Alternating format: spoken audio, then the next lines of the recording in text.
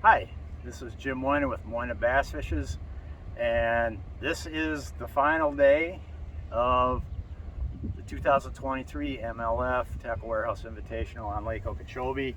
I just got done weighing my fish a short bit ago. They're still weighing the top 10, so I don't know who's going to win. It's not going to be me.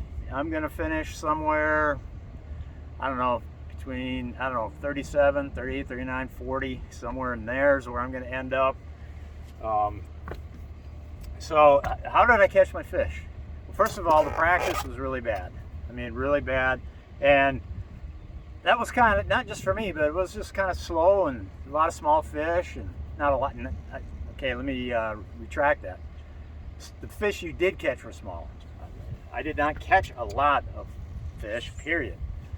So to actually finish, come out in the tournament with this kind of a finish, I'll take it. Lake Okeechobee's always been a nemesis of mine. It's put me behind the 8 ball to begin a lot of FLW tour seasons over the years, and to actually come here and cash a check, make a top 50 appearance. That's especially with the practice I had. I mean, this was awesome. So, anyways, so as far as catching the fish really went hard on the beds for this tournament.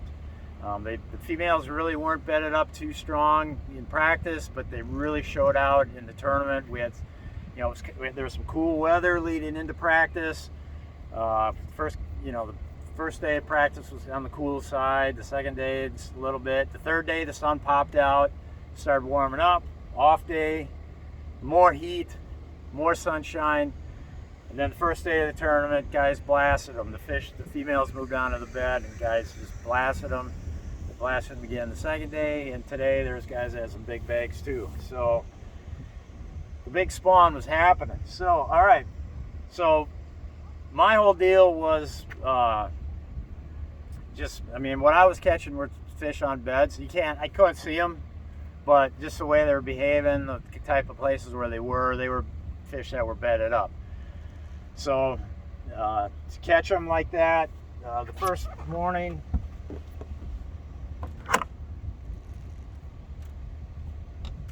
I caught my 2 biggest ones, came on this Texas rig worm.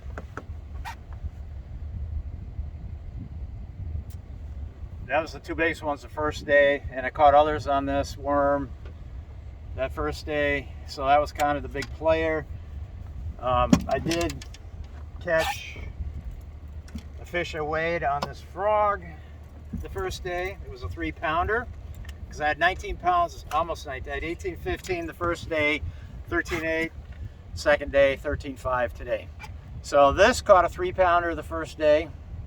This is the old frog, and that was an important catch because that gave away an area where I ended up catching more fish yesterday and all of my fish today. That was the only bite I had in that area that first day with that frog, but it gave it away. And once I slowed down with soft plastic baits, then I started catching them really good. There were a lot of spawners in there. Unfortunately, they were just buck bass, not many females. Okay, this here, that caught a good quality 3-pounder the first day. Just swimming it along. I was just covering a lot of water at that point in the day, and just covering water. And I threw it up alongside this wall of floating vegetation. It wasn't cattails or nothing. I don't know what you call it. Pennywort maybe is what they call it. I don't know. It's that really viney stuff, and it's just like a straight wall, and it's kind of going down this channel, just firing it ahead of the boat and paralleling it down, and he hit it, and he actually swam under the matted stuff for a while, and then I got him out, and it was a nice 3-pounder. So, but that was the only fish I caught. No, I did catch one other fish the first day on this. That's a 3/8 ounce. I don't know if I should have been throwing 3/8 ounce or half. Most of the time I go with half. I went with 3/8 for this tournament. Don't know why. This chatterbait, here's another one I had tied on. Boy, it looks really sexy, but I don't know. I never had it. It's actually what we call a thunder cricket, bladed jig, thunder cricket. I didn't get a bite on that one. you know, I rigged up two. This was a 1/2 ounce, so I rigged up two different colors, trying to figure out which one they, you know, did they want a brighter one or did they want the dark one? And I don't know. I didn't really catch much on either one. So this is this was a big player, especially today. Today I caught most of my fish on this Nico rig. There is a weight here jammed into the center of that thing. Okay, that weight goes right, jams right in there, and so I was just throwing that in around the spawning area, and just, you know, you just hope you get lucky and drag it by a fish on a bed. And that's what I caught my big one close to 6 pounds yesterday, was on this. So, okay, what other rods we got up here? We got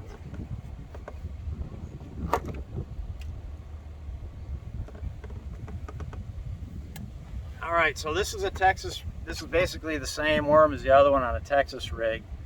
Didn't really throw it that much. Caught a couple fish, but those fish got called out. It was not my, wasn't my go-to. If it was my go-to, I probably would have caught more on it. 3 more rods over here. This this here is, you know, tungsten. That's a 1 ounce tungsten sinker with this little craw rig, Texas style. This is for what you call punching.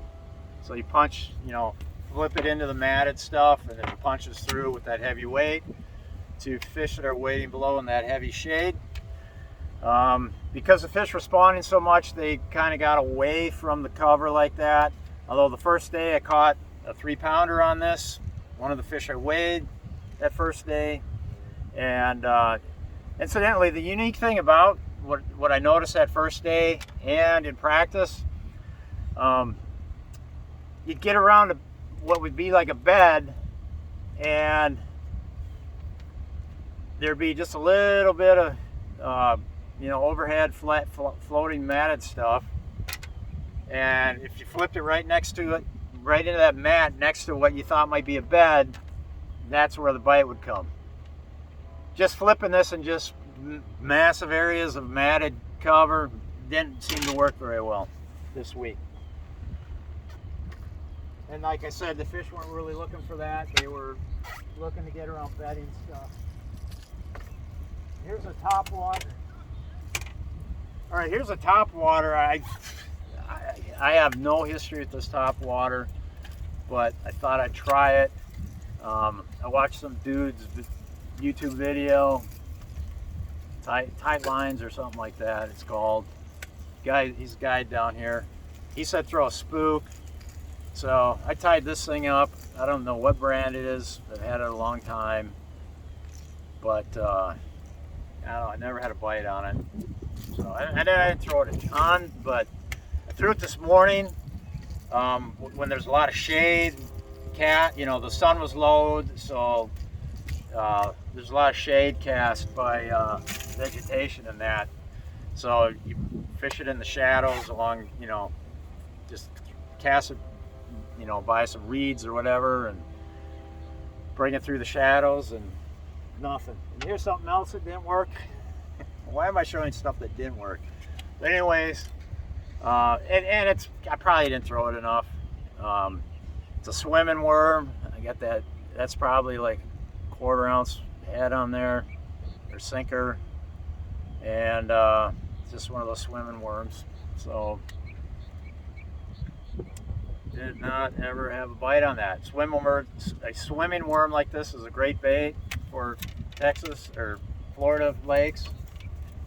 I just did not dedicate enough time to it to really get confidence and to throw it a bunch.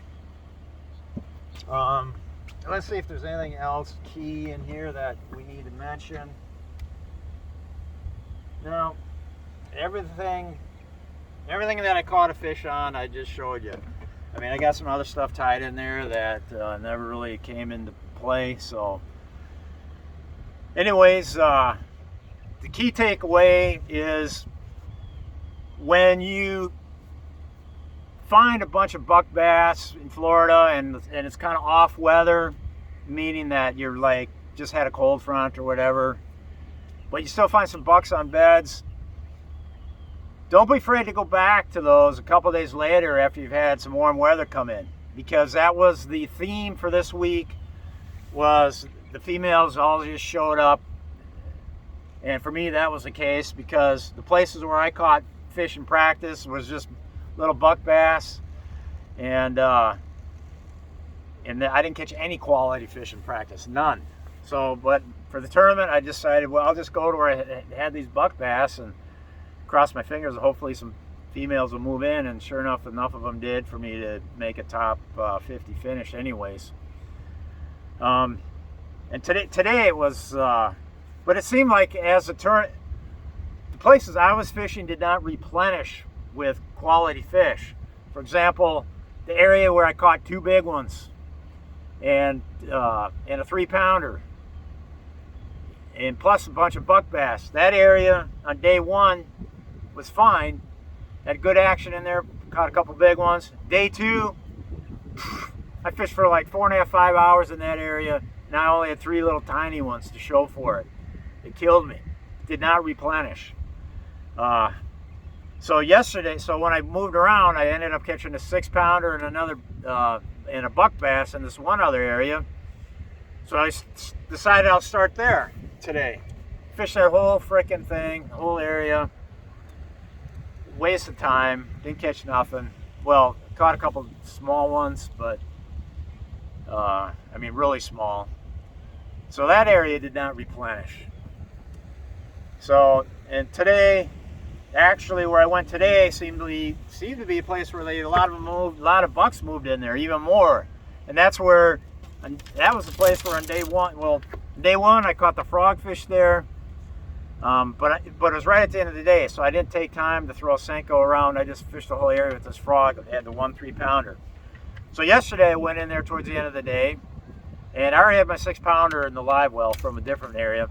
So I went to this final area yesterday. Lost a couple, caught a couple of 2-pound buck bass on the Nico rig. So I told me that, yeah, that's a good place. I decided I wouldn't start there because I didn't think many guys were fishing that bedding area. But so that's where I ended up going to in the last 3 hours of today, and made all my weight out of that place. And I did have one. There were so many males in that area, just so many. There had to be 25 males in that area. But I only hooked up 1 female. It was on the boat scale. It weighed 413, I think it was. And I mean, just 1 good female. That's it. Other guys are got areas where they're catching all kinds of big females. Not me, but at least I got what I did. So I'm gonna go over to the weigh-in. They're probably just about wrapping it up. Go over there, collect my check, and batten down the hatches here, and head over to my friend's Bill's house over in Tampa, and bring the rig up here. I'm going to bring the rig up here to a friend of mine, Lee, who I met last year. Guy's been really nice to me. Lets me keep my stuff there. So I'll be leaving the rig there, staying at Bill's a couple days, and then flying home. So anyhow, that's the story here from Lake Okeechobee. Love fishing here. I always have, even though the lake's been a terrible tournament lake for me. I've always enjoyed my fishing here. It's always a lot of fun. I've had some awesome catches in the past and practices and stuff, but